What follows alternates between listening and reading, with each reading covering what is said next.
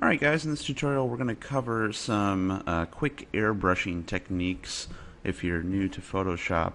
And as you can see on the right hand side, this one has already been airbrushed. On the left hand side, this is the original photo. So I just want to show you how to take out some acne marks and maybe some facial blemishes that you may not be too fond of in your images. And what we're going to do is we're going to use this clone stamp tool on the left hand side, and it's a shortcut of S. So if you grab that, we can come up here and pick the size that we want. Usually what I find is the bigger the better. Obviously we don't want to cover the entire person's face, but if you choose a little bit bigger size, then you're likely to get more of the texture in the photograph. So what will happen is you're going to come over here after you pick the size tool you want. I usually choose a faded edge over here, and you're going to want to hold the shift button after you click on the photo. Hold the shift button, or the option button, and you're going to get this little crosshair looking thing. And what that's going to do is wherever you move that crosshair and let go and click, that's where it's going to make a mental copy of the image inside the program, and you can see when I hover that over these acne spots, the acne starts to disappear.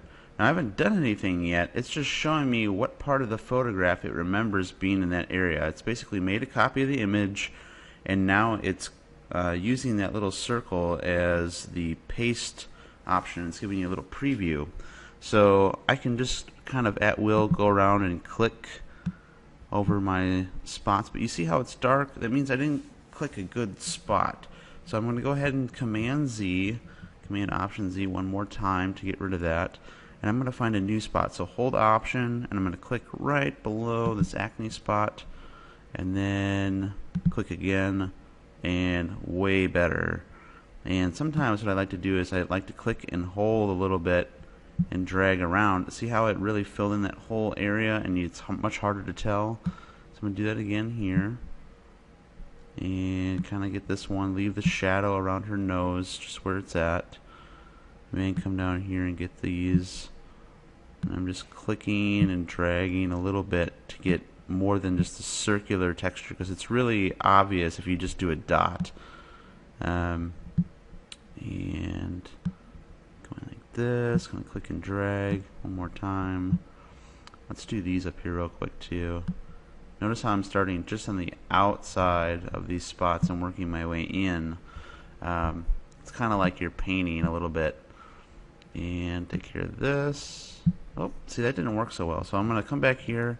I'm going to hold Option and just copy this part of the photo and click and drag up.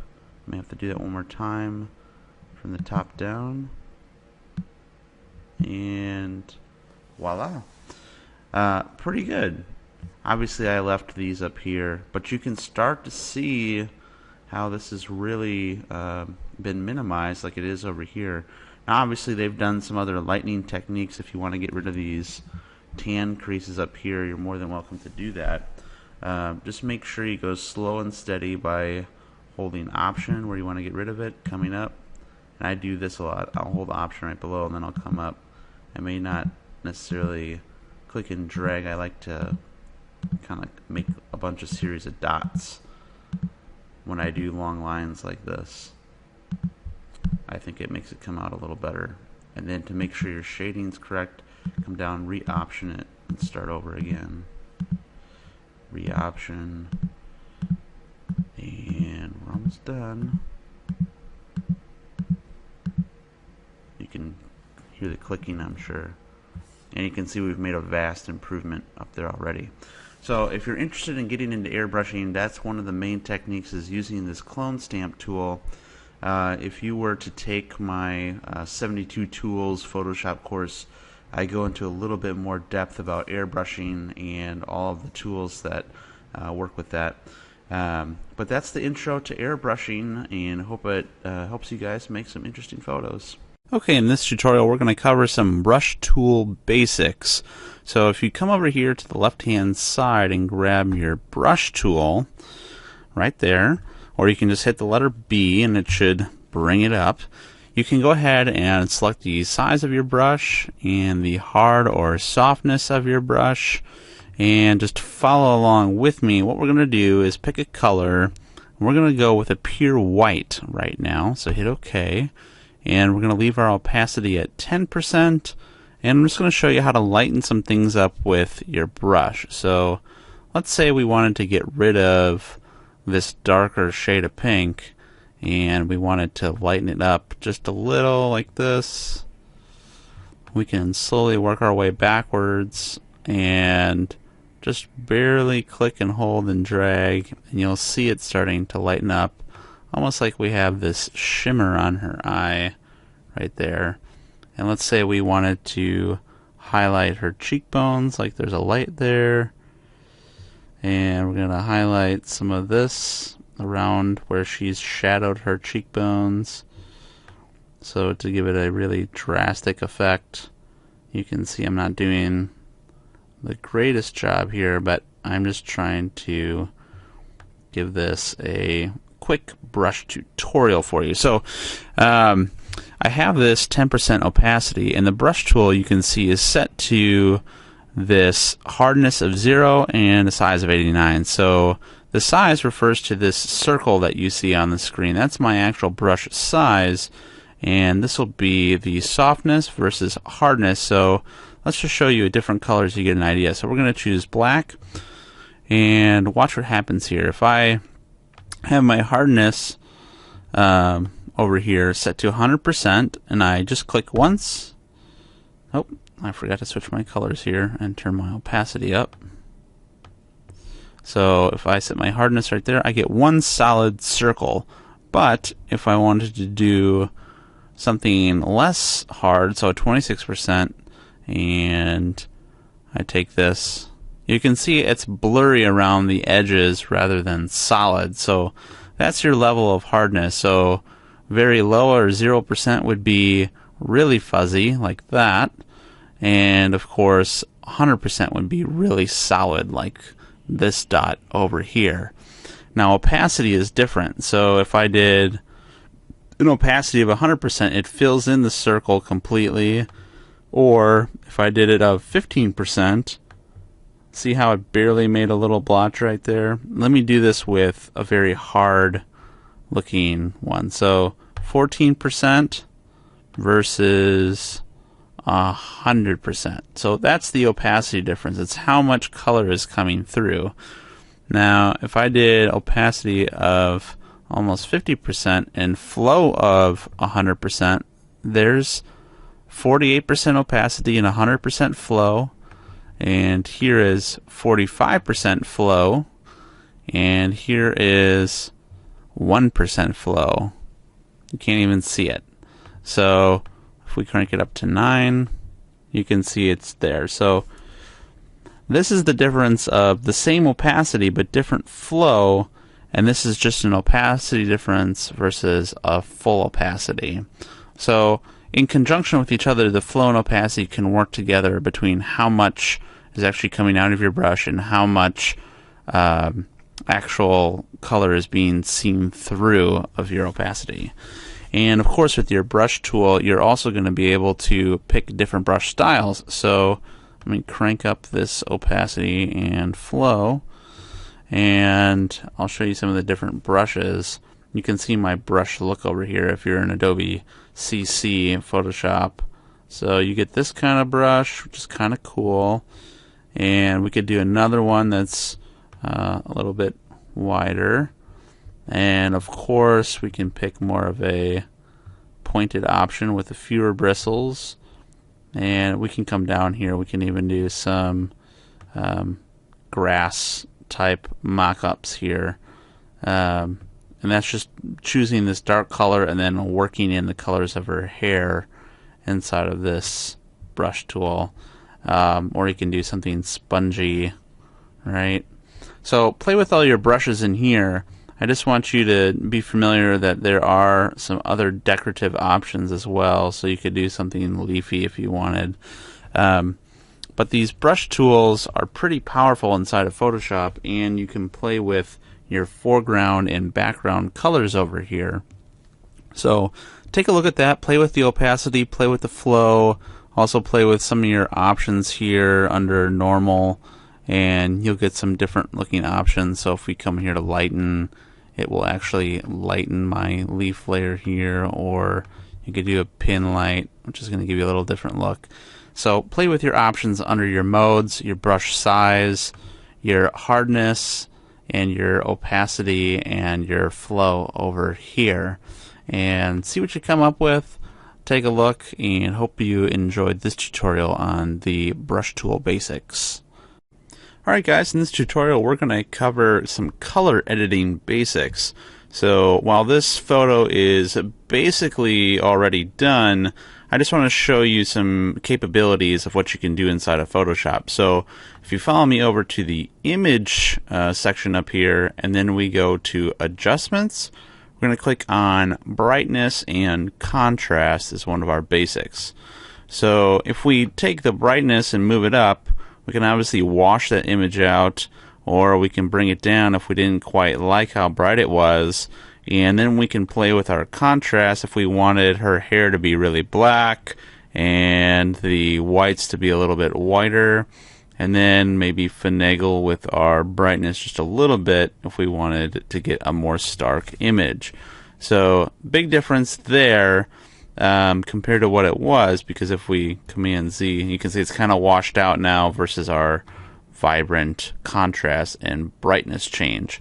So another option besides the brightness and contrast would be the vibrance, and this is going to play with more of the high-end look of the colors rather than the saturation. So if we crank up this vibrance, you can see that it really brings out the color of the light that was used on her, which is kind of a blue light, and her skin tone. So not overly saturated, and when we take the vibrance all the way out, it's not going to be completely black and white. It's still going to leave a tinge of color in there.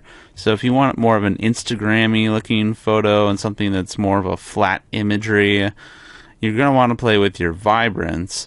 And if you want to just pump up the color just enough to give it a little oomph, then you're going to want to crank your vibrance up until it looks just about right.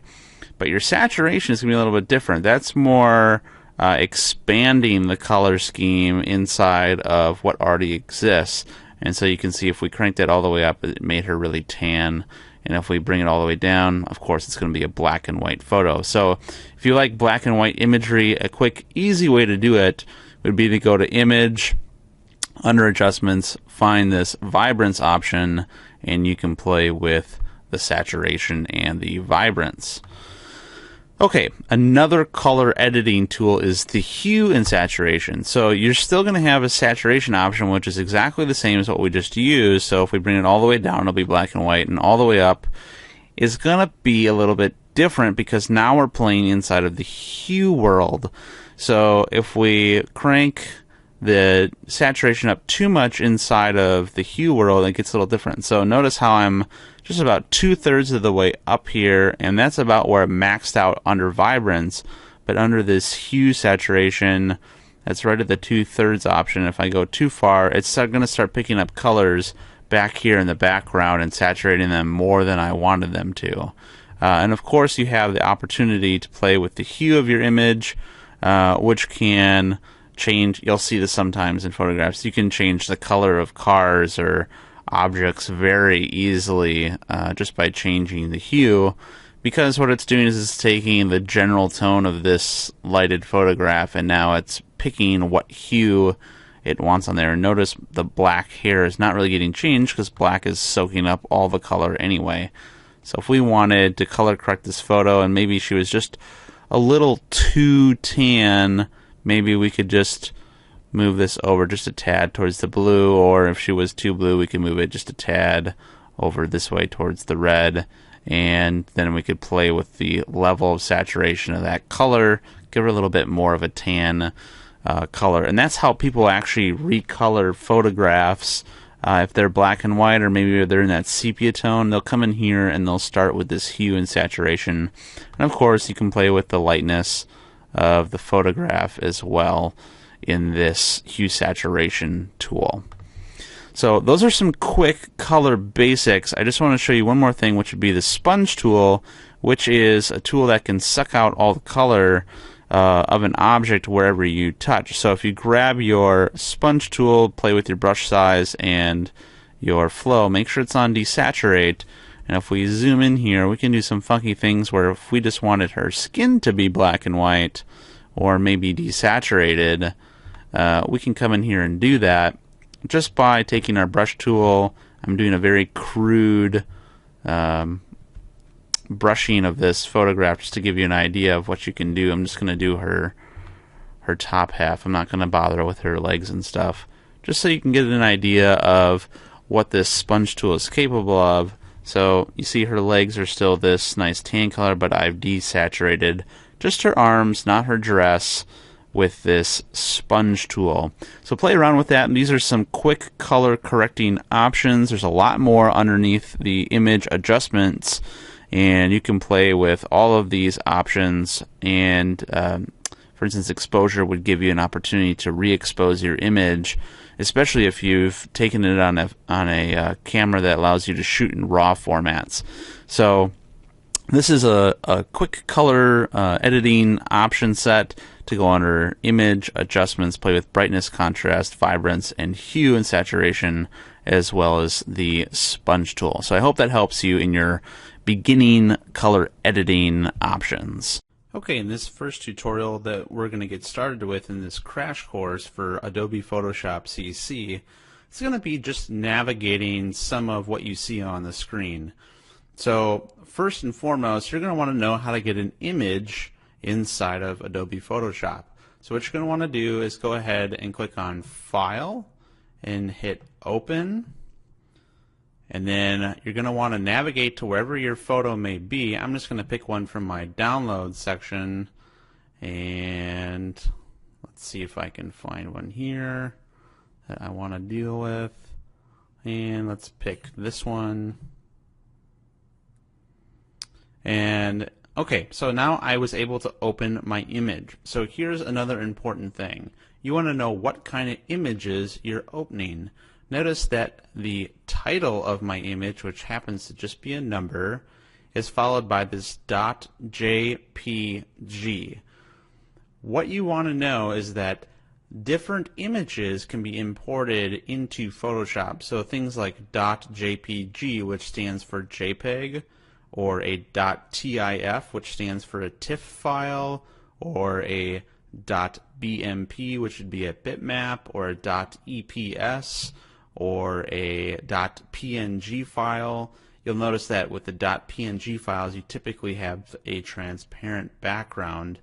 And so all these different kinds of files can be brought into Adobe Photoshop, but also, let's look at this. If I want to save this image once I'm done with it, I can go File, Save As, and then I can save it as all of these different options. So a Photoshop file, a large document format, a bitmap, CompuServe GIF, a DICOM, a Photoshop EPS, an IFF format, the JPEGs, multi-picture format, PCX, so on and so forth. And what I'll do is I'll kind of talk about some of these different files later on in this crash course to tell you, you know what, why would you want to use a PNG over a bitmap? Or why would you want to use a JPEG over a TIFF? So pay attention to that lesson later on. It's going to be towards the end of this crash course so that you can understand why you'd want to save a certain file a certain way. But first and foremost, I just want to talk about this Photoshop file to begin with as we go along with the rest of this course so you know how it works. I would always save a version of your image as a Photoshop file. And see how it changed that to PSD? What that does is it memorizes whatever you've done to an image inside of Photoshop, so the next time you open it, you can go back and you can see all of your layers, which we're about to talk about, and it will also remember how many back spaces you can go, so how many steps in history you can go back in your saved image. So whenever you save an image outside of Photoshop, remember you want to do a PSD file and one of these other types for whatever your end use is going to be. Okay, so I've saved my file as a PSD file, and let's get started. We're going to cover just a few of these tools, and if you want to learn all these tools, you can visit my other course called Learn Photoshop, All 72 Tools. So let's just cover the basics. This is going to be the Move tool. And what that does is it allows you to move objects inside of your screen, and if you hold down, you'll notice that these little marker points come up, and it'll say 79.2 by 154.3. What that really is giving you are coordinates for where your Move tool is located on the image. So if I'm up here in the left-hand corner, it's going to be 0, 0. So for almost every single Adobe Photoshop program, your image is always going to be at 0, 0 in the top left-hand corner. And that's important to remember. It keeps saying this because this layer is the only layer here, and it's my locked layer. So I'm just going to make a quick box here. So let's start a new layer. This button right down here. And voila, you can't even see it on here because it's invisible right now. And I want to show you the power of what can happen here with the Move tool, and then we'll get into layers in the next lesson. So if I take this and I have my turquoise color selected and I just start drawing. Okay, now watch this. I am no longer on the actual image, this woman in the background. I'm actually on the layer of this paintbrush that I just moved around. So I can take that and I can move that wherever I want. Pretty cool, right? It's because it's on an invisible layer. So I can do all the movements that I want with this tool right here called the Move tool. So anytime you want to move an object on an image, if it's on a different layer, feel free to grab the Move tool and move it about. Okay, move on to the next tutorial if you're ready to learn about layers. Alright guys, I just want to give you some final thoughts on your first introduction to Photoshop. Hope you enjoyed everything so far. I just wanted to share one or two last tools with you guys. One of them would be the cropping tool. Most of the time, beginning photographers will take really good photos that have good exposure and good lighting, but their composition isn't always great. So one of the great tools that you have in here is the crop tool, and it's this little, it looks like two right angles that are slapped together with a line cutting through, and the shortcut C. So what you can do is you can go and click on that tool and grab it, and then up here you're going to have some options for what size that you want to do it at. So 5x7, probably one of the more common ones, 16:9 if you're doing anything with film. But then again, you have these options, which are sometimes some more print-ready sizes if you're just at your house. So 8.5x11 would commonly be a regular sheet of paper. And what's cool about this crop tool is you have a couple different options. So if your image isn't straight, you can grab this little straighten button here. And even though this image is straight, I'll just show you what it does. So you would click and drag, and you'll notice if I do it at an angle, it'll spin my image as if it needed to be straightened. So if I wanted to straighten this again, I could grab this and I'll go down to the actual base of the photo and follow the line, and there we are. We're back to a straight image. What I like to do is I like to use this golden spiral. Now, if you're a rule of thirds person, or if you like to use the golden ratio, where it's a different mathematical formula than the rule of thirds, or this triangle or diagonal or grid set, that's fine. But I like this golden spiral. It makes it easier to follow. And all you have to do is whatever point you want to focus in on, or your audience to focus in on, is to just grab this tight spiral right here and put that at the focus point. So let me zoom out here real quick, and I'm just going to pick her eye as my focus point. So there it is. That spiral right there runs around her eye, and just hit enter. And there you go. You have a nice, tight, clean, cropped image, and it's perfectly composed. I'm going to Command Z back out of this.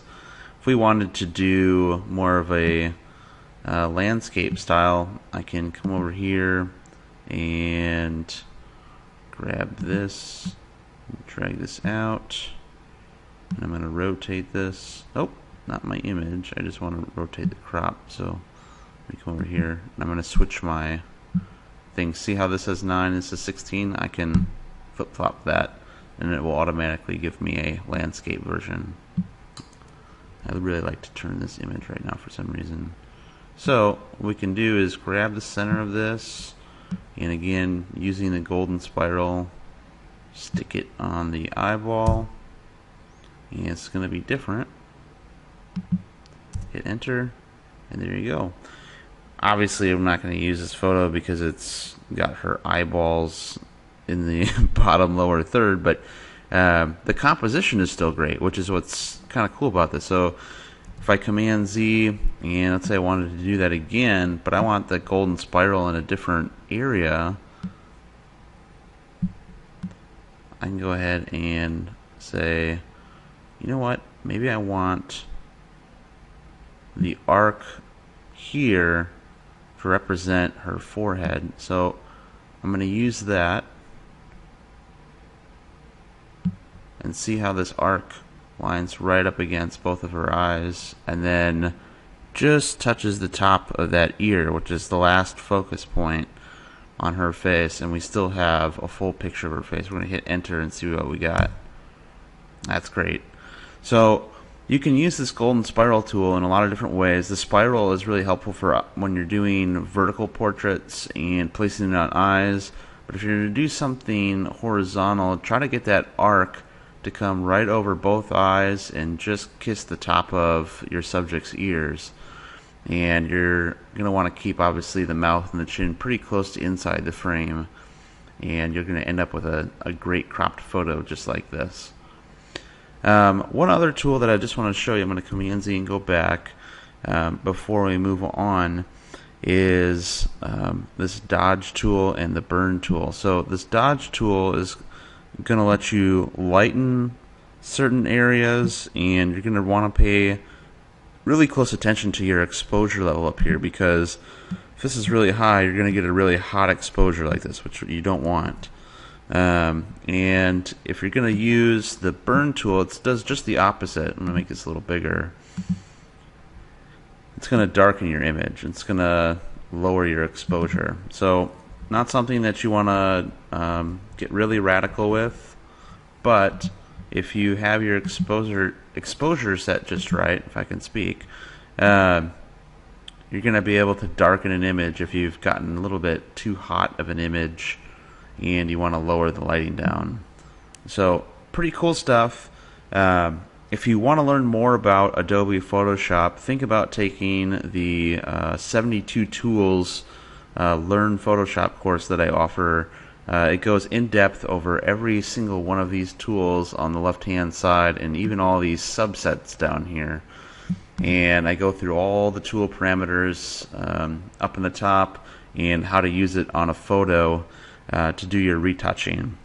So just want to thank you guys for taking my intro Photoshop course. Hope it's helped you, and look to see you around. Hey guys, in this tutorial we're going to cover photo compositing inside of Adobe Photoshop. So if you're new to Photoshop and you've never merged two images together, this is going to give you a little sneak peek about how to do that. And we're going to learn a couple other little tricks along the way. First, we're going to come over here and grab this magic eraser tool down here at the bottom underneath the eraser tool. So grab that for me.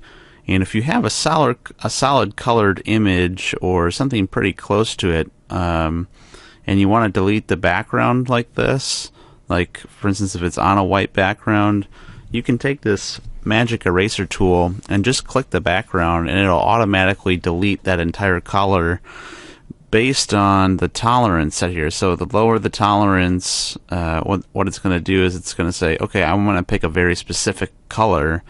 So if this is a gradiented color, you're going to need a higher tolerance to select more colors in that range. So right now with the pure white, doesn't really matter. I'm just going to go ahead and select here, and notice that it selected everything that was white that connected to each other. So white, white, white, white, and this was connected to each other, this was connected to each other, all the way around. But then I have these little spots in between his arms that I'm going to need to click again because they weren't connected to the part that I clicked. So I'm going to have to click those as well.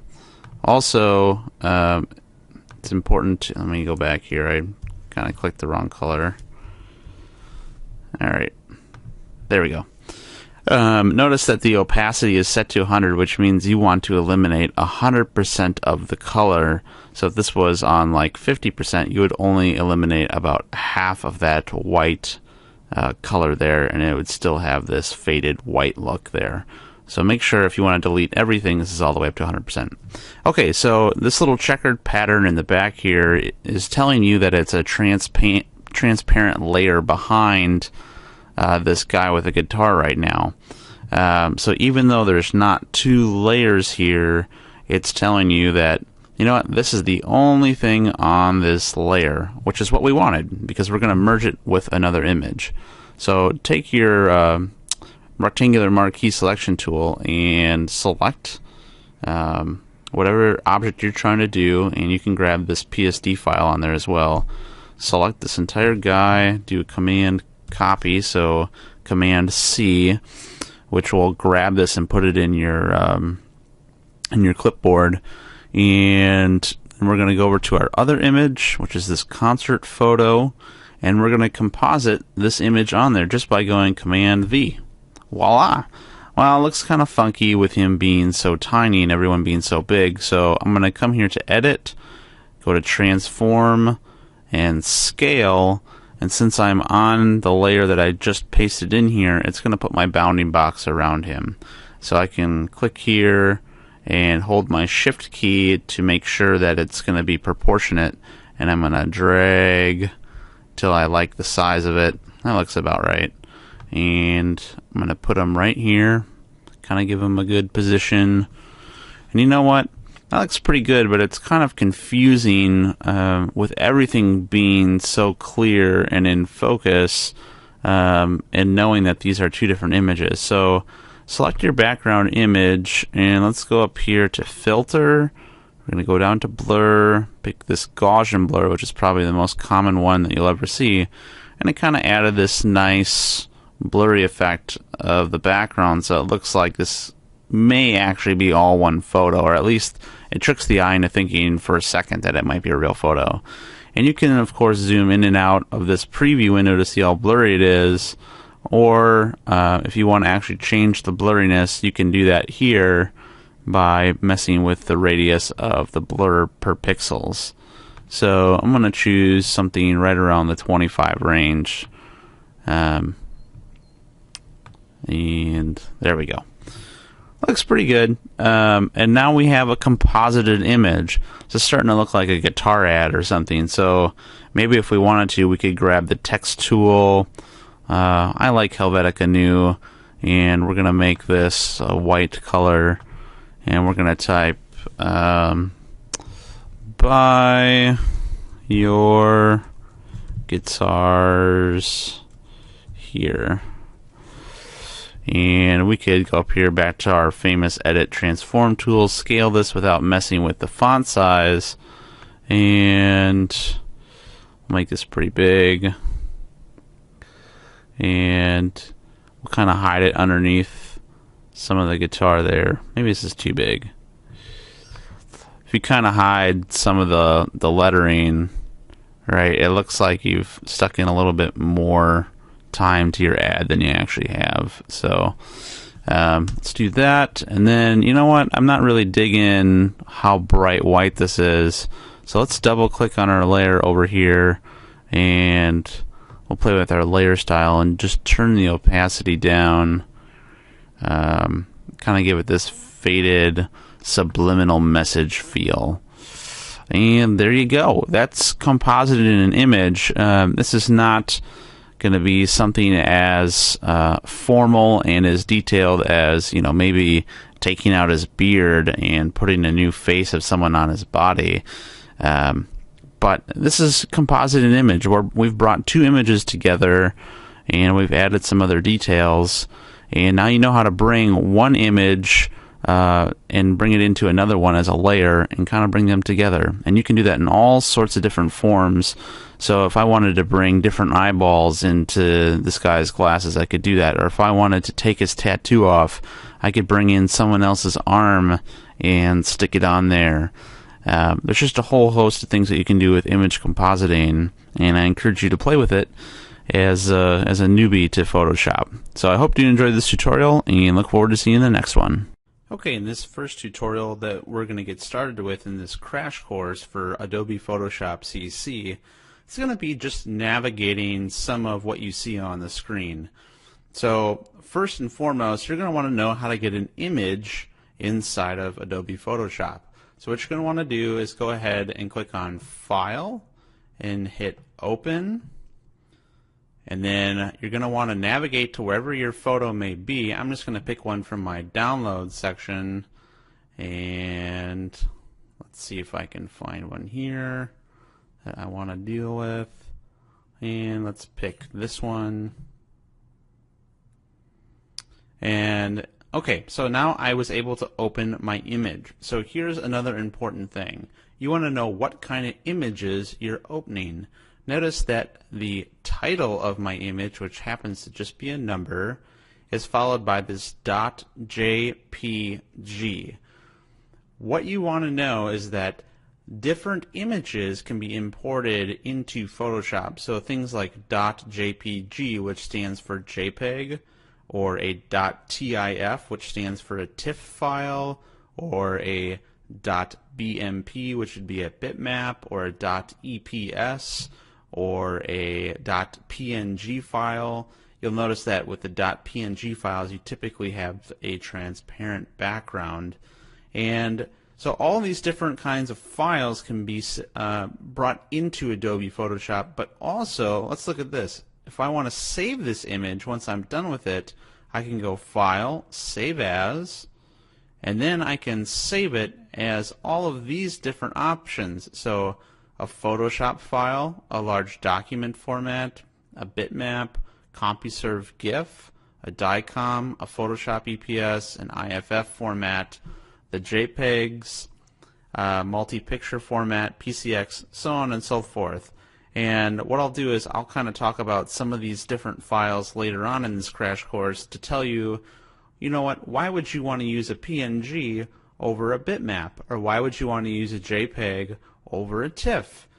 So pay attention to that lesson later on. It's going to be towards the end of this crash course so that you can understand why you'd want to save a certain file a certain way. But first and foremost, I just want to talk about this Photoshop file to begin with as we go along with the rest of this course so you know how it works. I would always save a version of your image as a Photoshop file. And see how it changed that to PSD? What that does is it memorizes whatever you've done to an image inside of Photoshop, so the next time you open it, you can go back and you can see all of your layers, which we're about to talk about, and it will also remember how many back spaces you can go, so how many steps in history you can go back in your saved image. So whenever you save an image outside of Photoshop, remember you want to do a PSD file and one of these other types for whatever your end use is going to be. Okay, so I've saved my file as a PSD file, and let's get started. We're going to cover just a few of these tools, and if you want to learn all these tools, you can visit my other course called Learn Photoshop, All 72 Tools.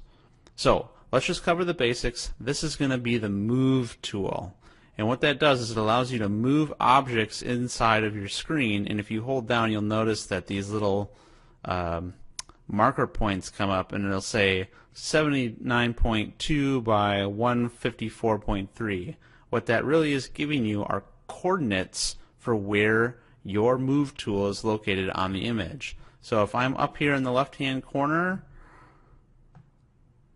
it's going to be 0, 0. So for almost every single Adobe Photoshop program, your image is always going to be at 0, 0 in the top left-hand corner.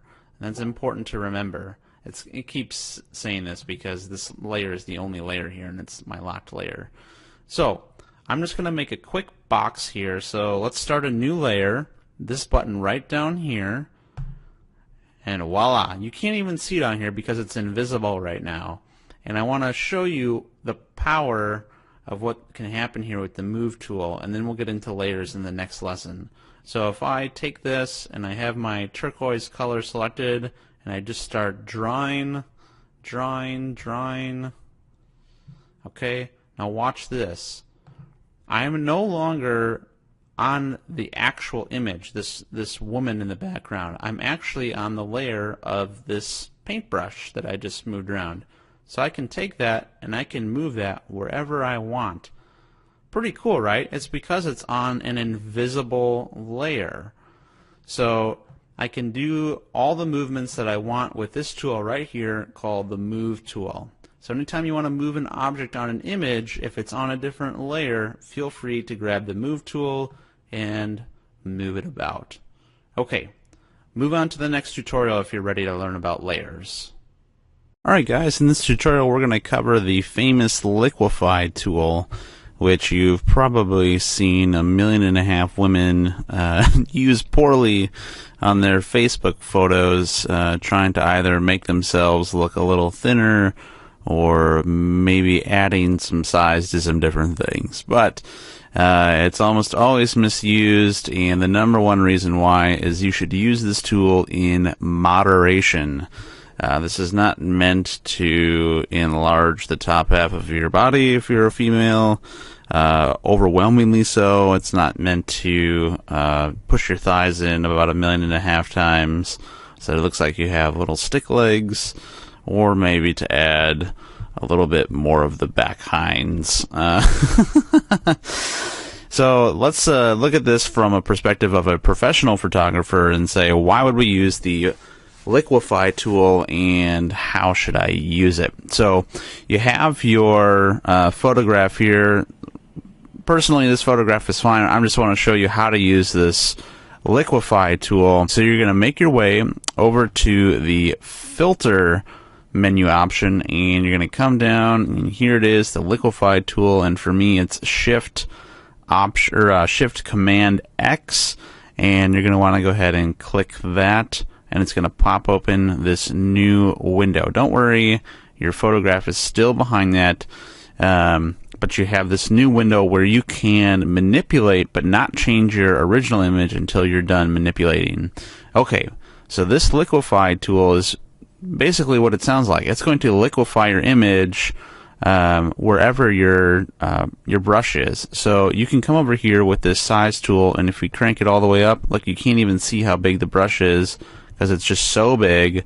So to the right makes it larger, and to the left makes it smaller. I don't know if you can even see that little tiny dot. So there we go. So the key to this is actually, if you want to make some changes, I would actually make the brush as big as you possibly can to fit in the area that you want to make bigger.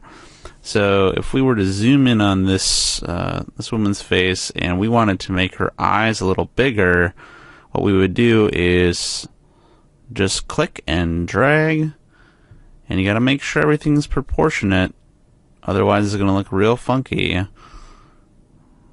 So I'm going to click and drag, and this one's going to be, I'm just clicking and dragging here, I'm not doing anything super fancy. And maybe let's tighten up her nose just a little bit. And you can see how they can Photoshop people. And this is what people usually think Photoshop means, is to use this Liquify tool and completely manipulate the way someone looks. But Photoshop is supposed to enhance a photo but not over warp it, right? So if we're making some adjustments like I am now, this is really extensive Photoshop work. This is not something that maybe a routine person is going to use Photoshop for on a daily basis. So as we come out here, I've made her mouth rather small, thinned her nose, and given her these big doe eyes. And maybe if I just raise her eyebrows just a little, we can get a little funky here. I don't want to make her look too unrealistic. I still want people to recognize that she's human. I'll straighten out her chin here a little bit, make sure that it's completely proportionate and symmetrical. That looks pretty good. Okay, so she almost looks like a doll right now, and that's kind of the point, right? Bigger eyes, smaller nose, small mouth. Doesn't look like this person is real, and if I come over here, I can hit this restore all button and it'll take this all back, but I don't want to do that. I'm just going to go ahead and hit OK, and you see it changed my image. So if I were to duplicate this, and then I were to go to my background copy, and I'm going to art history brush this, so I'm going to crank up the size.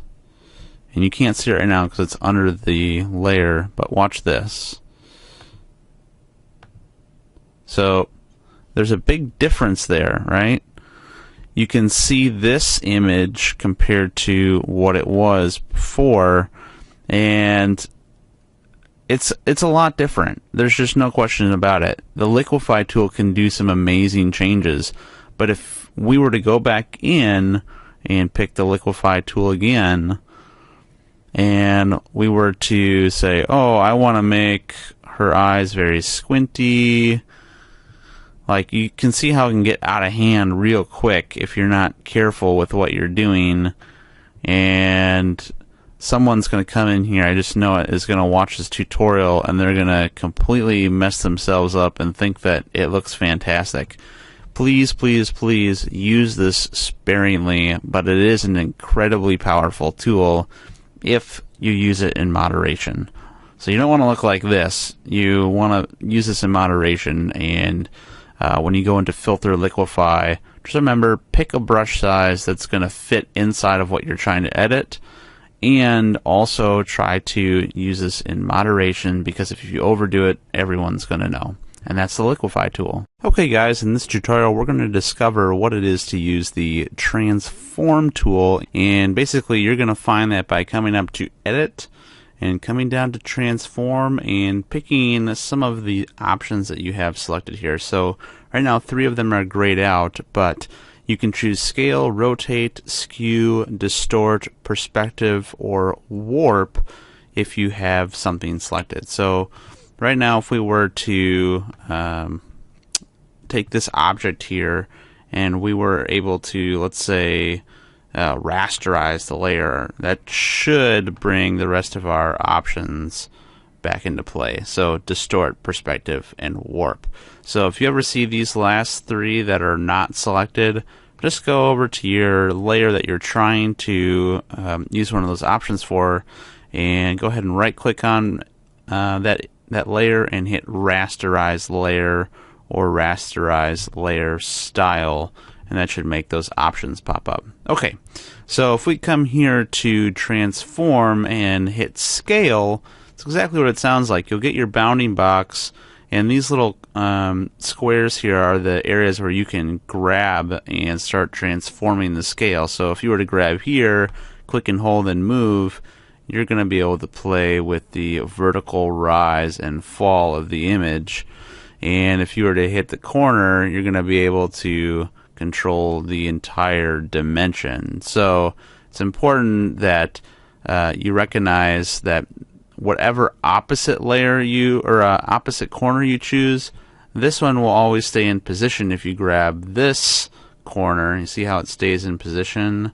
And if you grab this corner, this one will stay in position because it's the opposite. So just recognize that. So I'm going to go back a couple times and get us back to where we were at. There we go. Okay, so if we want to go ahead and transform scale this, but keep it in proportion, hold your shift key and then click and drag, and you will always have your image in proportion no matter how big or small you want it. So that's pretty much the scale transform option.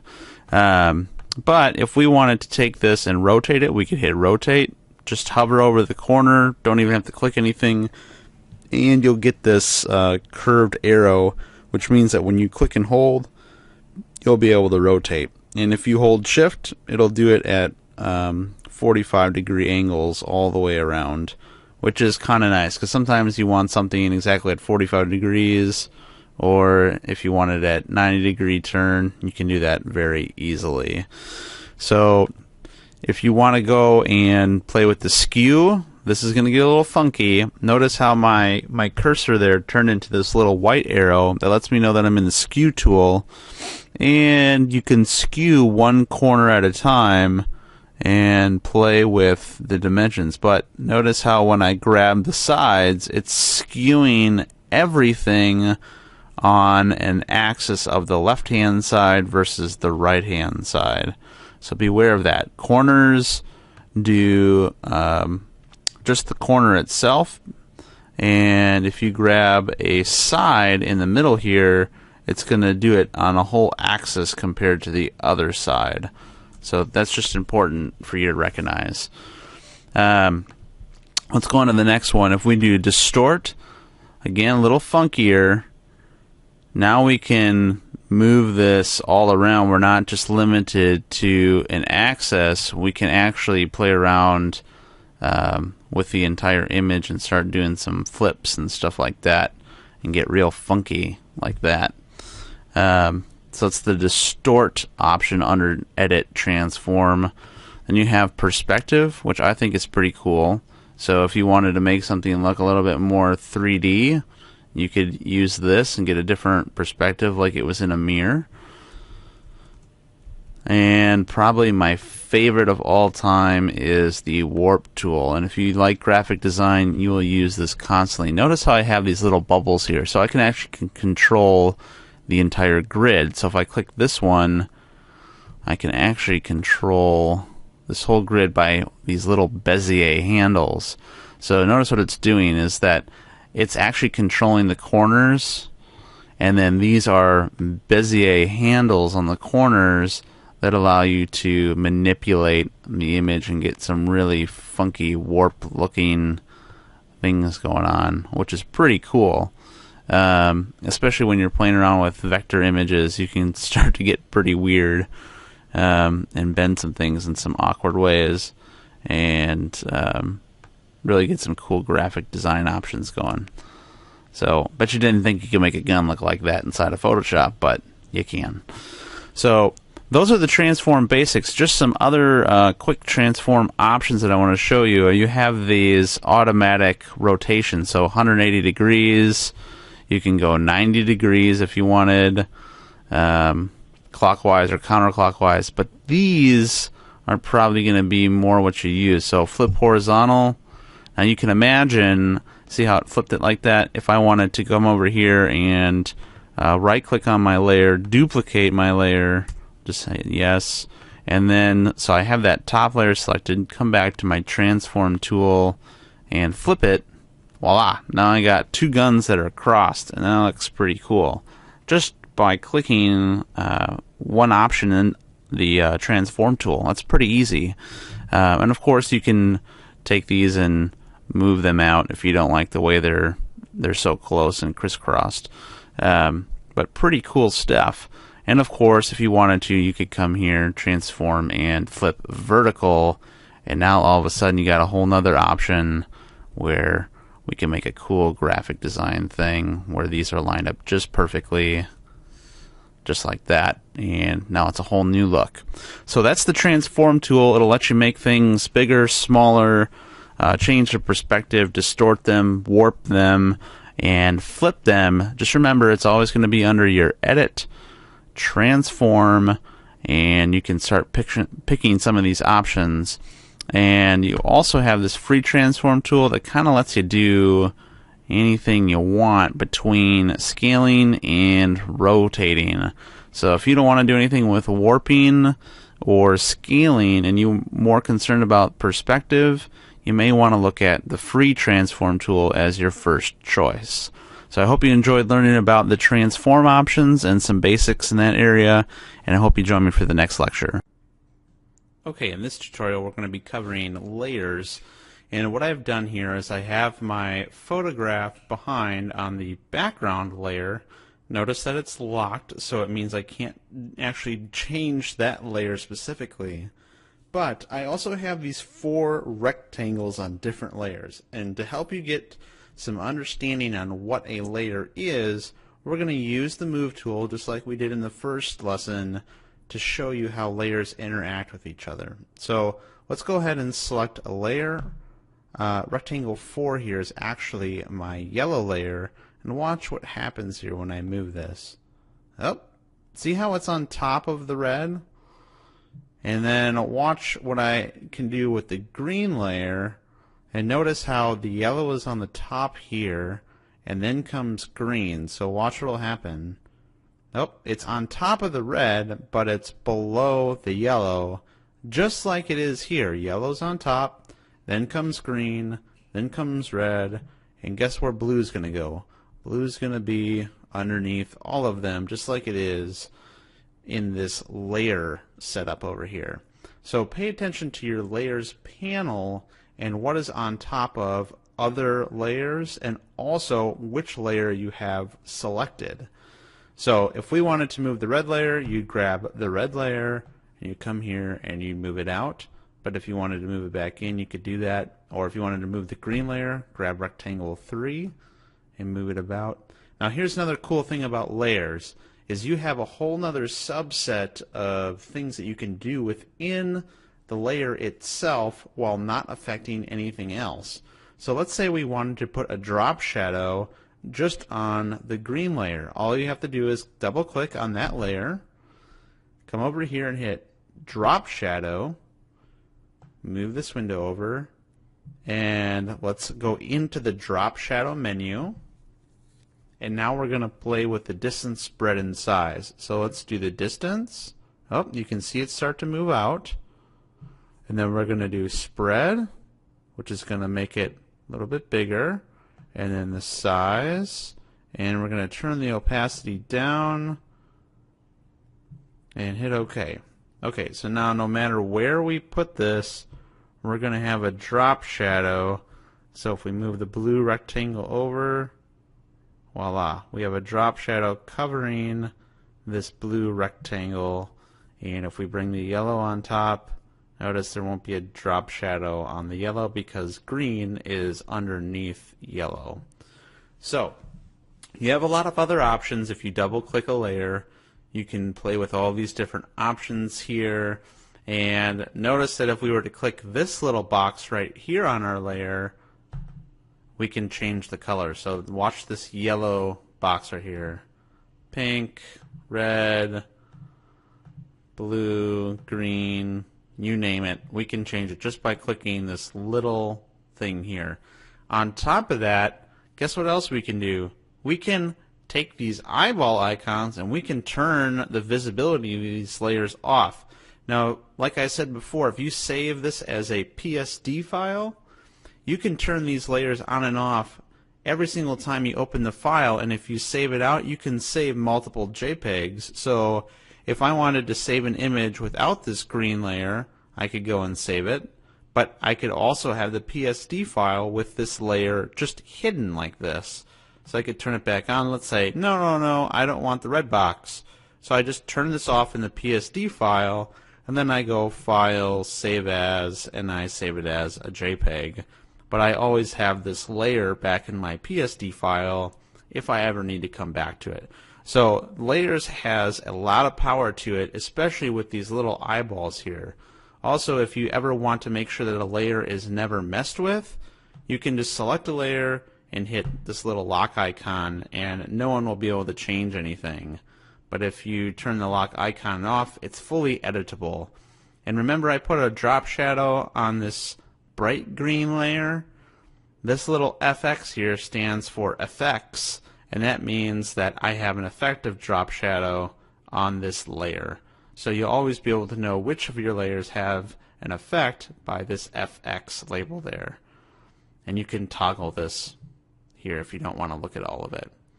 And that's pretty much it for the crash course on layers. And if you want to watch the next tutorial, we're going to be covering this paintbrush over here to give you some ideas of what that's capable of.